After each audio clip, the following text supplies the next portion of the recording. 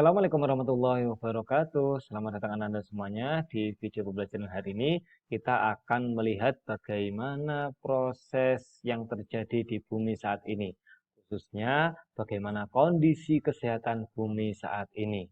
Nah, untuk melihat bagaimana sih kondisi bumi saat ini, kita akan belajar dengan menggunakan bantuan dari website yang diberikan oleh NASA. Ya, nama websitenya adalah Climate Change and Global Warming. Anda bisa mengakses website ini dengan klik climate.nasa.gov. Oke ya, ini adalah tampilan dari website yang akan kita pelajari hari ini. Dan kita akan mengenal bagaimana sih kondisi bumi saat ini. Anda semuanya, ada 5 indikator yang bisa kita pelajari untuk melihat bagaimana sih kondisi bumi saat ini. Yang pertama adalah konsentrasi karbon dioksida, yang kedua suhu global, lalu volume es di Arktik, lalu volume es di Antartika, dan juga kenaikan permukaan air laut.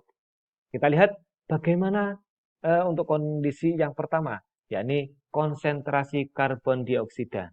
Kenapa kita penting untuk mempelajari konsentrasi karbon dioksida? Karena konsentrasi karbon dioksida adalah gas yang dibuang oleh kendaraan bermotor dan menjadi pemicu untuk naiknya suhu global. Nah, kalau kita lihat di sini, kita lihat dari 15 Februari 2005 sampai sekarang ya di Januari 2021 konsentrasi karbon dioksida cenderung selalu naik ya. Jadi di bumi saat ini konsentrasi karbon dioksidnya semakin lama semakin naik. Nah, karena semakin lama semakin naik, tentunya ini menyebabkan yang namanya polusi di bumi dan membuat bumi kita tidak sehat. Nah, di sebelah samping sini kita melihat ada roadmap ya, konsentrasi CO2 dari tahun 2002 sampai 2016. Kita lihat, kalau kita geser ke sini, nah kita lihat konsentrasinya semakin lama semakin memerah dan mengorange. Apa maksudnya? Kalau semakin memerah kita lihat berarti konsentrasi karbon dioksida atau CO2 per ppm atau part per millionnya semakin lama semakin besar.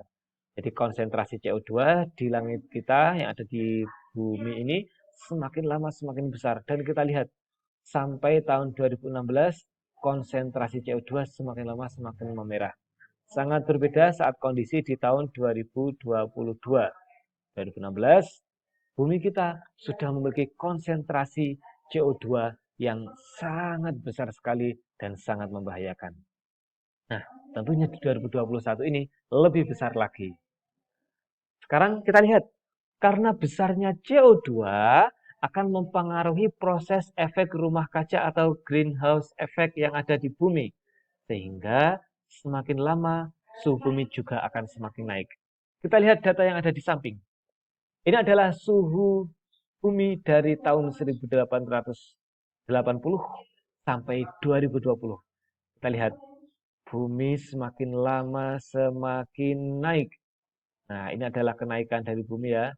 Nah, sekarang kenaikan suhunya ya, rata-rata kenaikan suhu dari suhu normal bumi adalah 1,02 derajat Celcius. Kelihatannya kecil, akan tetapi kenaikan suhu bumi yang semakin lama semakin besar, tentunya ini sangat membahayakan ya. Karena saat suhu bumi kita akan semakin panas seperti yang kita alami. Suatu daerah akan mengalami kekeringan, suatu daerah juga akan mengalami curah hujan yang sangat tinggi. Di sebelah kanan bisa kita lihat bagaimana dari tahun ke tahun suhu bumi semakin lama semakin meningkat. Kita arahkan, ini dia, semakin lama semakin panas, khususnya di kutub utara. Nah, jadi kutub utara bumi ini sangat merah sekali.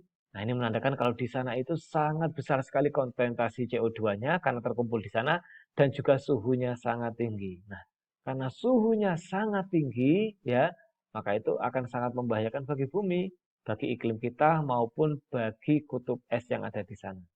Nah, ini ya, nanti semuanya kita juga bisa melihat bagaimana perubahan suhu bumi dari tahun ke tahun. Selanjutnya, kita melihat dari Arctic Ice Minimum. Nah, kita tahu Kalau Arktik itu adalah kutub utara bumi. Jadi di kutub utara bumi itu ada salah satu pulau es yang dekat dengan Greenland, Rusia, dan juga Eropa. Nah, bagaimana keadaannya dari tahun ke tahun? Sangat memprihatinkan ya. Nah, dari tahun ke tahun, volume es yang ada di Arktik itu semakin lama semakin turun. Nah, kita lihat ya. Jadi semakin lama semakin turun. Bahkan pada tahun 2012, kutub es yang ada di volume es yang ada di kutub utara mengalami penurunan yang paling signifikan. Nah, setiap tahun ini karena bumi berevolusi terhadap matahari atau bergerak mengelilingi matahari selama 1 tahun, volume ini akan selalu berubah dari ke tahun. Nah, kita lihat dari tahun ke tahun volume es yang ada di kutub utara ini selalu berubah-ubah. Nah, kalau kita lihat tadi pada tahun 2012, nah kutub es di volume es yang ada di kutub utara mengalami penurunan yang paling besar. Nah, dan di tahun 2020 ini kita lihat volumenya akan semakin kecil. Nah, saat volumenya semakin kecil, nah kutub es ini akan mencair dan akan menjadi air sehingga menjadi pemicu naiknya suhu atau naiknya permukaan air laut yang ada di bumi. Sekarang kita ke faktor yang keempat yang bisa kita lihat untuk menganalisis bagaimana kondisi bumi saat ini, yakni ice sheet atau pulau es yang ada di bumi. Nah, Anda semuanya perlu tahu, di bumi ini kita memiliki beberapa pulau es yang sangat besar, ya. Yang pertama adalah Antartika, ya, dan yang kedua adalah Greenland. Jadi saat pulau es ini keduanya mencair ataupun hancur, nah itu bisa memicu naiknya permukaan laut dan yang seperti kita lihat di Jakarta maupun di lokasi yang lain sudah diterbitkan beberapa peringatan daftar kota-kota di pinggir laut yang terancam tenggelam dengan adanya peningkatan permukaan air laut ini. Ya, semua Anda. Nah, kita lihat di sini bagaimana air volume Antartika ini semakin lama semakin berkurang, ya. Jadi semakin lama semakin berkurang volumenya hingga Desember 2020 kemarin. Dan juga Greenland, volumenya semakin lama semakin hancur, semakin lama semakin habis. Nah, kalau Anda cek di YouTube, ya, pasti bisa melihat bagaimana proses keretakan atau proses hancurnya volume es yang ada di Antartika maupun di Greenland. Nah, ini adalah data yang menunjukkannya. Akibat adanya Antartika dan Greenland yang hancur dan juga hanyut ke dalam laut, sehingga menambah permukaan air laut, ya, sehingga air laut semakin lama semakin tinggi. Nah, sekarang yang terakhir kita lihat bagaimana kenaikan permukaan air laut dari tahun ke tahun. Nah, di sini ada dua data. Data yang diambil dari daratan, ya, diambil dari daratan, dan satu data yang diambil dari satelit. Nah, keduanya memiliki korelasi yang sama. Jadi, air laut kita semakin lama semakin tinggi.